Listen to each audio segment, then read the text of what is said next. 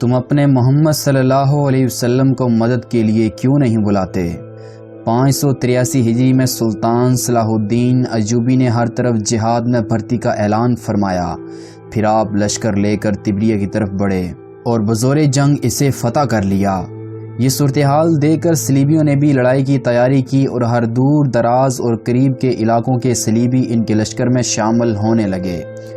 سلطان صلاح الدین ایوبی کے لشکر میں اس وقت 12,000 گھڑ سوار تھے، جبکہ پیادہ لشکر اس کے علاوہ تھا۔ سلطان کے مقابلے میں عیسائیوں کی تعداد 80,000 کے لگ بھگ تھی۔ کئی دن دونوں لشکر آمنے سامنے رہے، بلاخر جبل حطین لڑائی کا مرکز بنا۔ اس لڑائی میں صلیبیوں کی بدقسمتی عروج پر رہی اور ان کے بڑے بڑے سردار اور حکام پکڑے گئے، جن میں ان کا بادشاہ یروشلم گائی بھی شامل تھا۔ عماد الکاتب کا کہنا ہے کہ اس دن جنگ میں اتنے صلیبی قتل اور گرفتار ہوئے کہ مقتولین کو دیکھنے سے اندازہ ہوتا تھا کہ پوری فوج قتل ہو چکی ہے، جبکہ قیدیوں کے ڈھیر دیکھ کر اندازہ ہوتا تھا کہ پوری فوج زندہ گرفتار کر لی گئی ہے۔ ایک مسلمان سپاہی 30 صلیبیوں کو خیمے کی ایک رسی میں باندھ کر ہنکاتا پھر رہا تھا۔ اس لڑائی نے صلیبیوں کی قوت کو پارا پارا کر دیا۔ ان کی بڑی مقدس صلیب مسلمانوں کے ہاتھ آ گئی تھی اور ان کا مشہور جنگجو بادشاہ رجنالڈ، جس نے ایک بار مسلمانوں کے ایک قافلے کو گرفتار کر لیا تھا، جب انہیں قتل کرنے لگا تو اس نے کہا، اب تم محمد کو اپنی مدد کے لیے کیوں نہیں بلاتے؟ یہ ملعون بھی مسلمانوں کی قید میں تھا۔ سلطان صلاح الدین ایوبی رحمۃ اللہ نے اسے کہا کہ اب محمد صلی اللہ علیہ وسلم کی طرف سے مدد آ چکی ہے۔ پھر آپ نے اسے قتل کر دیا۔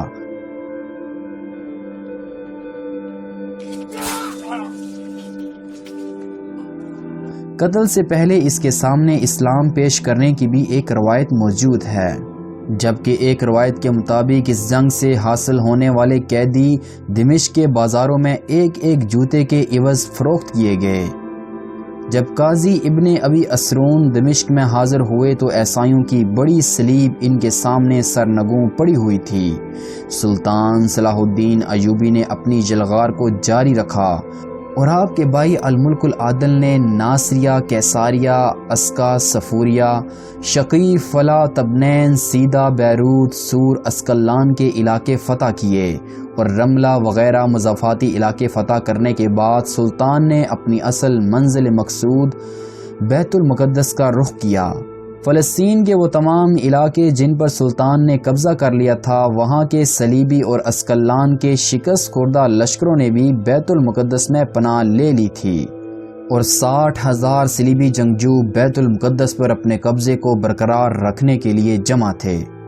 مسلمانوں نے پورے عزم اور ولولے کے ساتھ صلیبیوں پر حملہ کر دیا اور بالآخر صلیبیوں نے امان مانگی۔ سلطان نے ان کی درخواست قبول کر لی اور یہ معاہدہ قرار پایا کہ بیت المقدس کے تمام مسیحی ہر مرد 10 دینار، ہر عورت 5 دینار اور ہر بچہ 2 دینار فدیہ ادا کریں گے۔ 40 دن تک جو فدیہ نہیں دے گا وہ غلام شمار کیا جائے گا۔ اس قرارداد کے بعد جمعۃ المبارک 27 رجب 583 ہجری بمطابق ستمبر 1187 عیسوی کو صلیبیوں نے بیت المقدس مسلمانوں کے حوالے کر دیا اور یوں 90 سال سے جاری ظلم و بربریت کا وہ دور ختم ہو گیا جس نے پوری امت مسلمہ کے سر شرم سے جھکا رکھے تھے، اور اللہ کا یہ پاک گھر پھر اپنے حقیقی پاسبانوں کے ہاتھ میں آ گیا۔ جب سلطان ایوبی مسجد اقصی میں داخل ہوئے تو اس کے ایک حصے میں خنزیر بندھے ہوئے تھے اور اس کے دوسرے حصے میں فوج کے لیے بیت الخلاء تھی۔ مسلمانوں نے فوراً اس کی صفائی کا اہتمام کیا اور مسجد میں قیمتی قالینیں بچھا دی گئیں اور خوبصورت اور قیمتی قندیلوں سے اسے منور کیا گیا۔ 90 سال بعد مسجد اقصی سے دوبارہ آواز گونجی اور اس کے منبر سے خطبہ دیا گیا اور سلطان نے اظہار تشکر کے لیے گنبد الصخرہ میں نماز ادا فرمائی، کیونکہ حضرت سیدنا عمر رضی اللہ عنہ کے بعد اللہ تعالیٰ نے بیت المقدس کی فتح کا اعزاز سلطان صلاح الدین ایوبی کو بخشا تھا۔ صلیبیوں نے گنبد صخرہ میں جو تبدیلیاں کر دی تھیں وہ ختم کر دی گئیں اور سلطان صلاح الدین ایوبی نے خود مسجد اقصی میں حاضری دی اور گلاب کے پانی سے اسے غسل دیا گیا۔ سلطان نے خود اپنے ہاتھوں سے جھاڑو دینے کی سعادت حاصل کی۔ آج جب کہ 50 سال ہونے کو ہیں اور مسجد اقصی یہودیوں کے ناجائز قبضے میں ہے، سلطان صلاح الدین ایوبی بھی ہماری طرح کے ایک انسان تھے، لیکن ان کے دل میں یہ بے چینی تھی کہ مسجد اقصی کافروں کے قبضے میں کیوں ہے۔ اس دور میں صلیبی اسلام کا نام و نشان ختم کرنا چاہتے تھے۔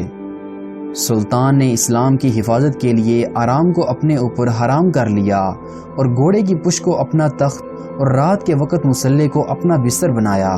انہوں نے ایک طرف پکار کر مسلمانوں کو جہاد کی دعوت دی اور بڑے بڑے علماء کرام سے جہاد پر کتابیں لکھوا کر پوری اسلامی دنیا میں پھیلائیں، جبکہ دوسری جانب سلطان صلاح الدین ایوبی اللہ تعالیٰ کے سامنے حد درجے آہو گزاری کرتے اور راتوں کی تاریکیوں میں روتے رہتے اور اللہ کے حضور بیت المقدس واپس لینے کی توفیق مانگتے۔ چنانچہ مسلمان بھی متحد ہو گئے اور آسمان سے مدد کے دروازے بھی کھل گئے، اور لاکھوں نفوس پر مشتمل صلیبیوں کی آہنی لشکر جو خود کو ناقابل تسخیر سمجھتے تھے، سلطان صلاح الدین ایوبی کے سامنے مکڑی کے جالے ثابت ہوئے۔ آج پھر کفر نے خود کو ناقابل تسخیر سمجھ رکھا ہے۔